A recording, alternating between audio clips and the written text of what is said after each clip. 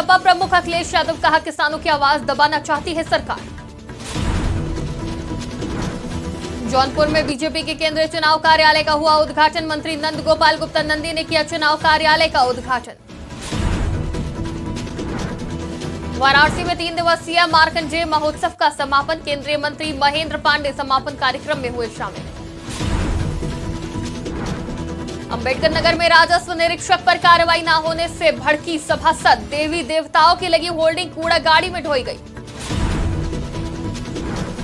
कानपुर में आर्थिक तंगी के चलते उजड़ गया परिवार। आर्थिक तंगी से परेशान युवक ने पत्नी बेटी की गला दबाकर की हत्या। नमस्कार, आज की खबर में आपका स्वागत है। मैं हूं आपके साथ शिखा मेहरोत्रा। शुरुआत करते हैं उत्तर प्रदेश खबरों की। आगरा से हैरान करने वाला मामला सामने आया, जहां प्यार में चोट खाए आशिक का कारनामा। लड़की के नाम वाले अस्पताल में फैलाई बम की अफवाह। अस्पताल में बम होने की सूचना से हड़कंप। सूचना मिलते ही बीडीएस एटीएस पुलिस मौके पर पहुंची। सूचना देने वाले नंबर को ट्रेस कर व्यक्ति को पकड़ा गया। थाना हरिपर्वत क्षेत्र के पुष्पांजलि अस्पताल का ये मामला बताया जा रहा है, जहां एक युवक ने अपनी प्रेमिका के नाम वाले अस्पताल में बम होने की सूचना फैला दी। आगरा से यह हैरान करने वाला मामला सामने आया है। प्यार में चोट खाए आशिक का कारनामा। लड़की के नाम वाले अस्पताल में फैलाई बम की अफवाह। अस्पताल में बम होने की सूचना से मचा हड़कंप। सूचना मिलते ही बीडीएस एटीएस और पुलिस मौके पर पहुंची। सूचना देने वाले नंबर को ट्रेस कर व्यक्ति को पकड़ा गया। थाना हरिपर्वत क्षेत्र के पुष्पांजलि अस्पताल का ये मामला।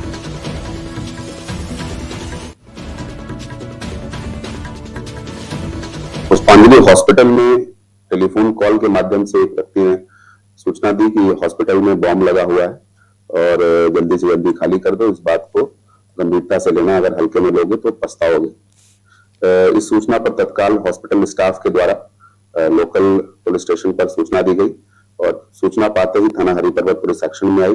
पुलिस लाइन से बीडीडीएस टीम और रेस्क्यू टीम तत्काल थाने में पहुंची, तत्काल हॉस्पिटल में पहुंची और हॉस्पिटल में पहुंच के सैनिटाइजेशन का काम शुरू कर दिया। पुष्पांजलि हॉस्पिटल तो पुष्पांजलि सुपर स्पेशलिटी हॉस्पिटल का ये मामला है, जहां प्यार में धोखा खाए एक युवक ने अपनी प्रेमिका के नाम वाले हॉस्पिटल में बम होने की सूचना फैला दी, जिसके बाद हड़कंप मच गया। एटीएस, बीडीएस और पुलिस मौके पर पहुंची और पता चला कि ये फर्जी खबर है, जिसके बाद युवक का नंबर ट्रेस कर उसे पकड़ा गया। अमरोहा महोत्सव का आगाज कमिश्नर आंजनेय सिंह ने फीता काट कर किया उद्घाटन। भजन गायिका स्वाति मिश्रा के भजनों ने बांधा समा। 20 फरवरी तक चलेगा अमरोहा महोत्सव। कवि सम्मेलन, बॉलीवुड नाइट का होगा आयोजन। अधिकारी और बीजेपी नेता रहे मौजूद। नगर के मिनी स्टेडियम में हुआ महोत्सव का आगाज। अमरोहा महोत्सव का आगाज हो गया है। कमिश्नर आंजनेय सिंह ने फीता काट कर इस महोत्सव का उद्घाटन किया है। भजन गायिका स्वाति मिश्रा के भजनों ने समा बांधा। 20 फरवरी तक चलेगा अमरोहा महोत्सव। कवि सम्मेलन, बॉलीवुड नाइट का आयोजन किया गया। अधिकारी और बीजेपी नेता भी इस कार्यक्रम में मौजूद रहे। नगर के मिनी स्टेडियम में हुआ महोत्सव का आयोजन।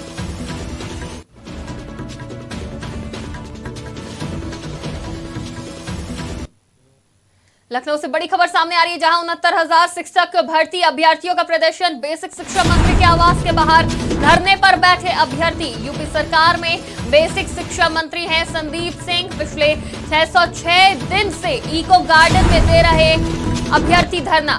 गौतमपल्ली के 2 मॉल एवेन्यू के बाहर धरने पर बैठे अभ्यर्थी। तस्वीरों में भी आप देख सकते हैं 69,000 शिक्षक भर्ती के अभ्यर्थियों का प्रदर्शन। शिक्षा मंत्री के आवास के बाहर धरने पर बैठे अभ्यर्थी। यूपी सरकार में बेसिक शिक्षा मंत्री हैं संदीप सिंह। पिछले 606 दिन से इको गार्डन में धरना दे रहे हैं ये अभ्यर्थी। गौतमपल्ली के 2 मॉल एवेन्यू के बाहर धरने पर बैठे ये शिक्षक भर्ती के अभ्यर्थी।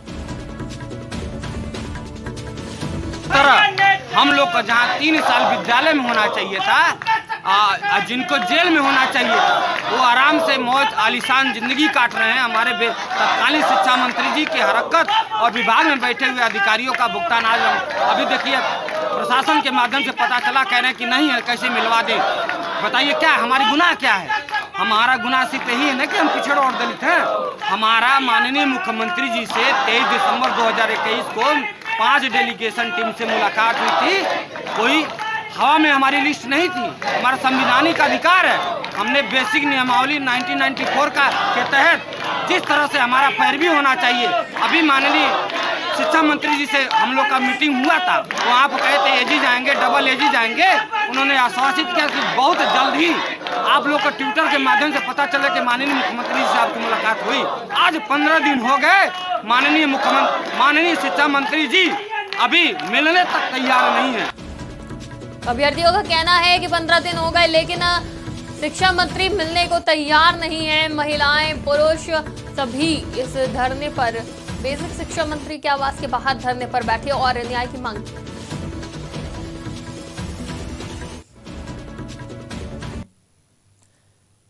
लखनऊ में एसटीएफ को मिली बड़ी सफलता। पैसा लेकर हलाल सर्टिफिकेट देने वाली संस्था पर एक्शन। हलाल काउंसिल ऑफ इंडिया के 4 सदस्य गिरफ्तार। एसटीएफ ने जांच के बाद संस्था के 4 लोगों को किया गिरफ्तार। ये बड़ी खबर आपको बता रहे, जहां एसटीएफ को बड़ी सफलता मिली है। लखनऊ में हलाल सर्टिफिकेट देने वाले संस्था पर एक्शन लिया गया है। पैसा लेकर हलाल सर्टिफिकेट देते थे। हलाल काउंसिल ऑफ इंडिया के 4 सदस्य गिरफ्तार किए गए हैं। एसटीएफ ने जांच के बाद संस्था के 4 लोगों को गिरफ्तार किया। लखनऊ से एक और बड़ी खबर सामने आ रही है, जहां बसंत कुंज में अवैध निर्माण। एलडीए ने ढहाए अवैध निर्माण। अवैध निर्माण पर चला एलडीए का बुलडोजर। 100 करोड़ रुपए से ज्यादा की है कीमत। बसंत कुंज में अवैध निर्माण देखने को मिल रहा है, जहां एलडीए ने इन अवैध निर्माण को ढाया है। अवैध निर्माण पर एलडीए का बुलडोजर चला। 100 करोड़ रुपए से ज्यादा की है कीमत। लखनऊ से एक और बड़ी खबर सामने आ रही है, जहां यूपी एटीएस के एएसपी राहुल श्रीवास्तव सस्पेंड।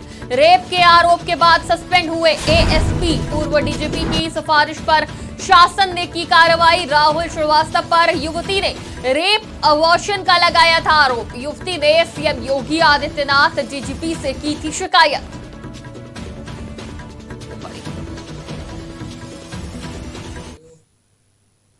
खबरों की ओर रुख करते हैं। जौनपुर में प्रदेश सरकार के मंत्री नंद गोपाल गुप्ता नंदी ने लोकसभा मछली शहर के केंद्रीय चुनाव कार्यालय का उद्घाटन किया, जहां कार्यालय के उद्घाटन के बाद उन्होंने केंद्र और प्रदेश सरकार की उपलब्धियां गिनाई और कहा कि पूरे देश में मोदी की गारंटी की लहर चल रही है। मोदी लहर को बढ़ाने की हम सभी कार्यकर्ताओं की जिम्मेदारी है। उन्होंने कहा कि पीएम मोदी ने देश की आम जनता के लिए प्रधानमंत्री आवास, शौचालय, स्वास्थ्य, मुफ्त गैस कनेक्शन आदि की जो गारंटी दी है, आज जनता मोदी की गारंटी मान रही है। वहीं उन्होंने कहा कि बिना भेदभाव के सबका विकास हो रहा है। डीएनए, चाहे हम कांग्रेस की बात करें, चाहे समाजवादी पार्टी की बात करें, ये सब लोग देखिए कल पूरा विधानसभा के विधायकगण रामलला अयोध्या में विराजमान प्रभु श्री राम के दर्शन करने के लिए गए और समाजवादी पार्टी ने विरोध किया। तो समाजवादी पार्टी को विरासत में ही तुष्टीकरण, विरासत में ही भगवान राम लला का विरोध मिला है, जिन्होंने कारसेवकों पर, निहत्थे कारसेवकों पर गोली चलवाने का काम किया, जिन्होंने विवादित ढांचे को बाबरी मस्जिद कहते महिमा मंडित करने का काम किया, वो किस मुंह को लेकर के वहाँ जाएंगे? तो निश्चित रूप से वो अपना मुंह छिपाने का काम कर रहे हैं। वाराणसी में 3 दिवसीय मार्कंडेय महादेव महोत्सव के समापन का आयोजन हुआ, जहां केंद्रीय मंत्री महेंद्र नाथ पांडे कार्यक्रम में शामिल हुए। इस दौरान मीडिया से बात करते हुए महेंद्र पांडे ने बताया कि विपक्ष जुड़ा ही कब था, वो सिर्फ एक व्यक्ति के अंधे विरोध में पागल हो चुके हैं। वो व्यक्ति नरेंद्र मोदी है। उन्होंने कहा कि देश की जनता देख रही है कि नरेंद्र मोदी का विरोध करते करते विपक्ष देश का विरोध करने लगा। धरती माता भी ऐसे विरोध को बर्दाश्त नहीं करती। थोड़ा बहुत जो पैच वर्क हुआ था वो भी बिखर गया। साथ ही उन्होंने बिहार में नीतीश कुमार को बधाई दी। तमाम विकास के अनेक बड़े कदम उठा रही है, नौजवानों को रोजगार के बड़े बड़े अवसर दे रही है। आज ही 1,09,000 से अधिक नौजवानों को रोजगार देश में भारत सरकार की नियुक्तियों को, जिसमें मैं प्रयागराज में था, माननीय मोदी जी थोड़ा सा ऊपर करवाइए, बात समझिए। इन सब कामों के साथ साथ देश का गौरव बढ़ा रही है। अंतरिक्ष से लेके विभिन्न क्षेत्रों में सामर्थ्य बढ़ा रही है।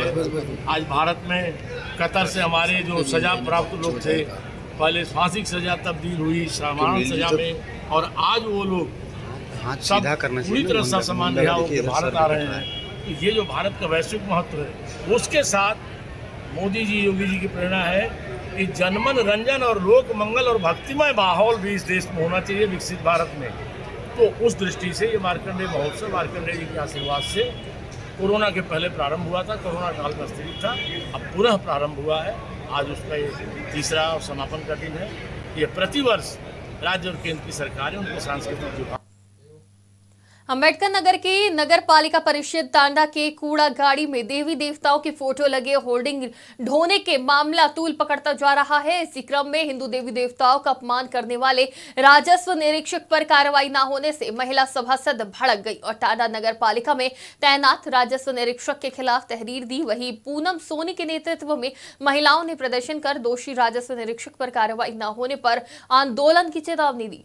अयोध्या में राम मंदिर के प्राण प्रतिष्ठा से पहले नगर पालिका टांडा में तैनात राजस्व निरीक्षक के द्वारा 20 जनवरी को धार्मिक फोटो लगी होल्डिंग को महिला गाड़ी में ढोने का प्रयास किया गया।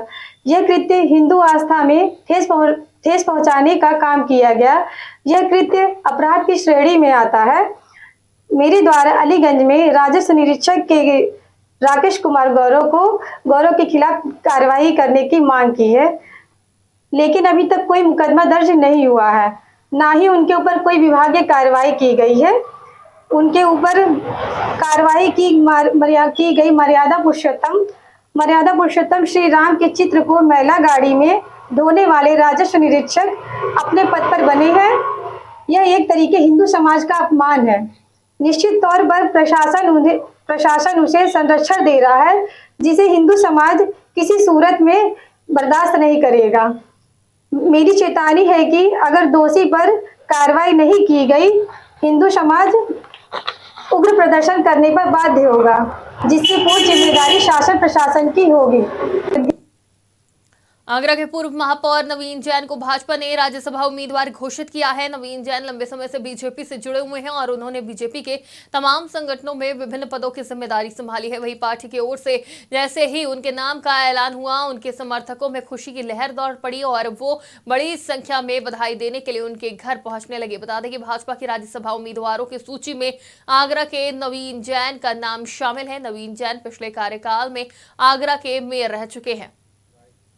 देखिए, सबसे पहले तो भारतीय जनता पार्टी के शीर्ष नेतृत्व का आभार व्यक्त करूंगा, माननीय प्रधानमंत्री जी का, हमारे माननीय राष्ट्रीय अध्यक्ष जी जेपी नड्डा जी का, हमारे देश के गृह मंत्री अमित शाह जी का, प्रदेश नेतृत्व का, और कि जिन्होंने मुझे राज्यसभा की उम्मीदवारी की घोषणा करके मेरे ऊपर विश्वास व्यक्त किया है। मैं अपने शीर्ष नेतृत्व का बहुत बहुत धन्यवाद ज्ञापित करता हूँ।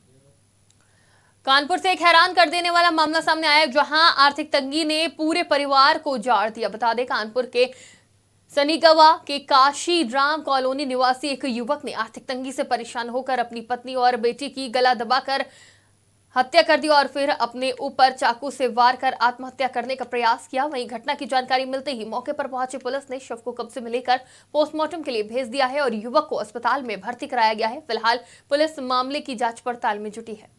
देखिए, काशीराम कॉलोनी में 112 पे सूचना आई थी कि घर में जो ऊपर हैं वहाँ पे कोई दिख नहीं रहा है और कल से नहीं दिख रहे हैं। तो जब 112 की पीआरबी आई है, यहाँ पे चेक किया तो दरवाज़ा को जब तोड़ा गया तो अंदर से एक महिला और एक बच्ची की बॉडी मिली है जो गला दबाया हुआ था, और जो पति जो उसके थे और वो भी उसी में अंदर थे। लेकिन जो प्राइमा फेसी जानकारी में पता चला है कि ये पति के द्वारा जो है किया गया है। अब किन कारणों में पति के द्वारा किया गया, क्योंकि पति कल से मिसिंग थे, फिर ये दोबारा आए हैं। इन पूरी तथ्यों की हम लोग छानबीन कर रहे हैं कि प्राइमा फेसी है क्या, किस कारणों से पति ने उसके बारे में भी हम लोग तहकीकात कर रहे हैं कि सुसाइड नोट में उन्होंने क्या लिखा है, क्या फैक्ट है, सुसाइड नोट अगर है तो कहाँ पे है, उसको भी हम लोग। अंबेडकर नगर के इब्राहिमपुर थाना क्षेत्र के चितवाई टांडा सिद्दीकी खेल मैदान में सिद्दीकी वॉलीबॉल टूर्नामेंट का तीसरे वार्षिक वॉलीबॉल समारोह का समापन हुआ, जहां 2 दिवसीय वार्षिक वॉलीबॉल समारोह का समापन भाजपा नेता कुमैल सिद्दीकी ने खिलाड़ियों को मेडल प्रदान कर किया। वहीं वॉलीबॉल समारोह में चेयरमैनशिप का खिताब अमन यादव और साहिल को मिला। बता दें कि फाइनल वॉलीबॉल मुकाबला चितवाई टांडा, अंबेडकर नगर और गोसाईगंज जनपद अयोध्या के बीच खेला गया, जिसमें गोसाईगंज अयोध्या की टीम ने 3 पॉइंट से जीत दर्ज की। ये गोसाईगंज जिला अयोध्या और बहुत ही अच्छी टीम थी और सिद्दीकी क्लब चितोई से जिला अंबेडकर नगर और जिला अयोध्या गोसाईगंज टीम से मुकाबला हुआ था, जिसमें गोसाईगंज टीम विजयी हुई और बहुत ही अच्छी टीम है। मैं उनको धन्यवाद देना चाहता हूं कि आने वाले दिनों में राष्ट्रीय, प्रदेश लेवल में राष्ट्रीय का एक टूर्नामेंट होगा, जिसमें इंशाल्लाह वो हिस्सा लेंगे और जितनी बड़ी टीमें हैं सबको बुलाया जाए। विजेता टीम को मैं उनका बहुत शुक्रगुजार हूं और उनको धन्यवाद दे रहा हूं कि हमारे सिद्दीकी क्लब फील्ड में आए और अपना रोमांचक मैच उन्होंने खेला। और आगरा के डीएम भानुचंद्र गोस्वामी और बीडीओ अनिरुद्ध सिंह के बीच हुए विवाद के मामले ने तूल पकड़ लिया है। एक तरफ पुलिस मुकदमे में आरोपी बीडीओ की तलाश में जुटी है, वहीं दूसरी ओर बीडीओ की पत्नी ने डीएम पर गंभीर आरोप लगाते हुए सीएम योगी को पत्र लिखकर कड़ी कार्रवाई की मांग की है। बता दें कि बीडीओ की पत्नी ने सीएम को भेजी शिकायत में लिखा है कि घटना के बाद से उनका पूरा परिवार दहशत में है। डीएम की कार्यशैली बेहद आपत्तिजनक और दुर्भावनापूर्ण है। वो अपने पद का दुरुपयोग किसी भी हद तक कर सकते हैं। वहीं बीडीओ की पत्नी ने यह भी आरोप लगाया कि डीएम उनके पति से धन की मांग करते हैं। मुझे 9 तारीख की घटना हुई है, जो हुआ था उस समय मेरे पति और डीएम साहब मीटिंग के लिए बुलाए गए थे। जैसे ही वो उस मीटिंग से निकले, उन्होंने मुझे फ़ोन किया, बताया तो उनके और डीएम साहब के बीच झगड़ा हो गया। उसके बाद से उनका फ़ोन बंद आ रहा है और मुझे अभी तक नहीं पता चल पा रहा है कि वो कहाँ है। उसके बाद पेपरों में जो न्यूज़ पढ़ रही हूँ मैं और जो उन्होंने मुझे बताया था, उन दोनों में बहुत ही अंतर है। तो इस वजह से मुझे बहुत घबराहट हुई, कुछ परेशानियाँ भी हो रही हैं। इसलिए मैं आज इस चीज़ को से घबरा कर मैं आज कमिश्नर मैडम से मिलने गई, बट वो वहाँ नहीं मिली। उसके बाद हम लोग सीपी सर से मिलने गए और वो मुझे मिल गए और उन्होंने मुझे हमारी बात बहुत अच्छे से सुनी। हमें आश्वासन भी दिया है कि हम आपकी बात पूरी सुनते और एक तरफा जो चीज़ चल रही है वो नहीं होगी। उसके बाद उन्होंने कहा है कि जैसा भी आप लोग जो भी कर रहे हैं, हम आपका पूरा सहयोग करेंगे। इससे मुझे बहुत थोड़ा संतुष्टि मिली है और हम उनका धन्यवाद भी करना चाहते हैं। और जब हम लोग वहाँ पहुँचे थे तो पता नहीं कहाँ वहाँ हजार। झांसी के थाना टहरौली क्षेत्र के बमनुहा में जुआ पकड़ने पहुंची पुलिस ने 9 लोगों को मौके से गिरफ्तार किया। वहीं इस दौरान जुआ खेल रहे लोगों के साथ पुलिस के भय से भागे एक युवक की कुएं में गिरने से मौत हो गई। मृतक युवक अपने हाथ में ताश की गड्डी और हजारों रुपए लिए हुए था और वहां से भागने की फिराक में था। घटना के बाद पुलिस ने शव को कब्जे में लेकर पोस्टमार्टम के लिए भेजा तो परिजनों ने फॉरेंसिक टीम के साथ में निष्पक्ष जांच कराकर शव को ले जाने से इनकार कर दिया। साथ ही पुलिस पर भी गंभीर आरोप लगाए। हमारा भाई है, बड़ा भाई हमारा जयप्रकाश है। पुलिस वाले ने खदेरो साहब वो जुआ खेल रहे थे, जो पुलिस वाले ने खरीदो सुबह ने गिर पड़ी। अब क्या मालूम कि पुलिस वाले ने पटक दिया कि क्या कर दिया कि आम लोगों ने पटक दिया। हमें तो ये लगता है कि पटक दिया। टहरौली थाना क्षेत्र के रोरा गांव से करीब 500 मीटर दूर के जंगल में स्थित सूखे कुएं में रामू, जिनकी उम्र करीब 40 वर्ष है, इनकी डेड बॉडी मिली है। इसकी सूचना पे पुलिस तत्काल मौके पहुंची है। डेड बॉडी का पंचायतनामा पोस्टमार्टम की कार्रवाई कराई जा रही है। परिजनों को यदि कहीं कोई आपत्ति है, कोई आरोप है, तो उनसे एप्लीकेशन लेकर के जांच की जाएगी। साक्ष्यों के आधार पर अग्रिम वैधानिक कार्रवाई की जाएगी। मथुरा के वृंदावन रोड पर डांगोली तिराही के पास से ईंटों से ओवरलोड ट्रैक्टर ने टेम्पो में टक्कर मार दी, जिसमें ट्रैक्टर की ईंटों से भरी ट्रॉली टेम्पो के ऊपर पलट गई, जहां हादसे में चालक सहित 4 लोग गंभीर रूप से घायल हो गए, जिन्हें इलाज के लिए अस्पताल में भर्ती कराया गया है, जहां एक मासूम की मौत हो गई। वहीं हादसे के बाद ट्रैक्टर चालक मौके से फरार हो गया। फिलहाल पुलिस ने मामले में जाँच शुरू कर दी है। मेरा नाम कारों पलंग टम्पू में बैठ के मेरी बहन जी और मेरी बहन जी की लड़की और वो उनके संग एक अपनी भांजी आ रही वहाँ से जी। तो ये टम्पू जाने दारू पी के ट्रैक्टर वाले ने उनको ऊपर चढ़ा दी है। एक हमारी भांजी है और खत्म है गई है, एक भांजी है हमारी अभी वो हॉस्पिटल में खत्म हुई है। उसका नाम नहीं पता, वो मतलब उनकी जेठानी की लड़की है, वो भी है। ये आ रहे थे जयसिंहपुरा मथुरा थे राधेश्याम कॉलोनी से, ये गंगोली जा रही घूम बैठ के चौराहे को उतर रही। रायबरेली में एक पीड़ित ने बैटरी चोरी के मामले में कार्रवाई न किए जाने से तंग आकर परिवार के साथ पुलिस अधीक्षक कार्यालय पहुंचा, जहां क्षेत्रीय दरोगा और सिपाहियों पर बैटरी चोरी के मामले में कार्रवाई न किए जाने को लेकर एसपी से शिकायत की और कार्रवाई की मांग की। बता दें कि पीड़ित ने शिकायत पत्र देते हुए बताया कि उसके 2 ई-रिक्शा की बैटरियां चोरी हो गई थी, जिसको लेकर थाने में उसने शिकायत पत्र दिया, जिसके बावजूद दरोगा और सिपाही द्वारा मामले में कार्रवाई नहीं की गई। समस्या ये है कि अभी मुश्किल से 6 महीने पहले हमारी बैटरियाँ चोरी हुई थी, 2 ऑटो, दोनों ऑटो का चोरी हुआ था और फिर उसके बाद हम सब लोग ने किसी तरीके बैटरी डलवाया और फिर 6 महीने बाद फिर हमारी बैटरी चोरी हो गई, ऑटो ई-रिक्शा की। हाँ, शिकायत हमने किया है, कोई कार्रवाई नहीं की गई। वहाँ पे बोल रहे हैं कि देखा जाएगा, अभी तक कोई कार्रवाई नहीं की। 1 हफ्ता हो गए हैं। आज आए हैं हम एसपी ऑफिस। हाँ, वो बोल रहे हैं कि हाँ हमने कर लिया है, हम करेंगे कार्रवाई। समस्या भैया ये है कि अभी हफ्ते भर पहले हमारी बैटरी चोरी हुई है और थाने में कोई कार्रवाई नहीं हुई। बैटरी ई रिक्शा की 2 गाड़ियों की। हाँ, थाने में शिकायत की, कोई कार्रवाई नहीं हो रही। आज एसपी ऑफिस आए अप्लीकेशन। सरकार की योजनाओं को लोगों तक पहुंचाने के लिए सरकार लगातार प्रयास कर रही है, जिसको लेकर जिले की प्रभारी मंत्री और महिला कल्याण एवं बाल विकास पुष्टाहार विभाग की मंत्री प्रतिभा शुक्ला रायबरेली पहुंची, जहां पर उनके द्वारा अमावा ब्लॉक में कार्यक्रम चलो गांव की ओर और ग्राम चौपाल का आयोजन किया गया, जिसके अंतर्गत उन्होंने स्थानीय लोगों से बात की और उनकी समस्याओं को सुना, साथ ही उनसे पूछा कि सरकार की जो योजनाएं हैं वो आपको मिल रही हैं या नहीं। वहीं 2024 के लोकसभा चुनाव को लेकर उन्होंने कहा कि सरकार अच्छा काम कर रही है, 2024 में भाजपा की सरकार फिर बनेगी। आज हमारी थी ग्राम चलो अभियान के तहत एक गांव में हम लोग गए और चौपाल लगाई, वहाँ की समस्याओं को सुना। बल्कि वहाँ पूरा ब्लॉक ही आ गया था, 10-12 प्रधान थे, सभी लोगों से बातचीत हुई। जो उनकी छोटी छोटी समस्याएं गांव वालों की रहती, जो उन तक नहीं पहुँच पाती हैं, उनको समझ में नहीं आती, तो हर योजना के विषय में बताना कि आपकी पेंशन कैसे आएगी, किसान सम्मान निधि कहाँ रुकावट है, आपकी भूमि का अधिग्रहण तो कोई नहीं कर रहा है, आप लोगों को पेंशन मिल रही है कि नहीं मिल रही है, सुमंगला योजना में पार्टिसिपेट कर रहे हैं कि नहीं कर रहे हैं, अपने अधिकारों पर सजग हैं कि नहीं है, खेती किसानी में आपको क्या दिक्कत आ रही है।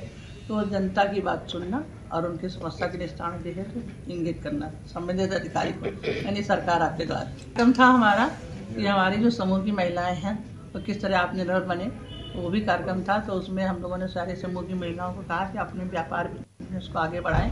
सरकार आपको जो लोन दे रही है, आपके मार्केट भी दे रही है, तो आप किस तरह से आगे बढ़ेंगे, आत्मनिर्भर बनेगी। ये भी सरकार का दूसरा और कल्याणकारी योजना है। इस पर काफ़ी काम हो भी रहा है, हर समूह को आगे बढ़ाने। सिद्धार्थनगर में चोरों का आतंक थमने का नाम नहीं ले रहा है, जहां बीती रात चोरों ने 6 अलग अलग स्थानों पर चोरी की घटना को अंजाम दिया। पूरा मामला जिले के शेखपुर का है, जहां पर चोरों ने एक ही रात में 2 मेडिकल स्टोर, 2 किराना और 1 इलेक्ट्रॉनिक और 1 सिलाई की दुकान में ताला तोड़कर चोरी की घटना को अंजाम दिया। घटना के बाद से क्षेत्र में चोरों को लेकर दहशत का माहौल है।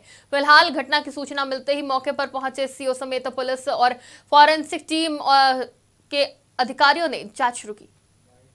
सर 4 तो गले में कर गायब हुआ है, 1 चैन गायब हुआ है, 2 बच्चों का मक्खी गायब हुआ है, बड़ा बड़ा था, कान का 4-5 सेट था, पैर का पौजेब 2-3 धूप में घर पे पहनने वाला पायल था, एकदम चौड़ा चौड़ा, वो भी था। बच्ची का मेरे 2 था सर।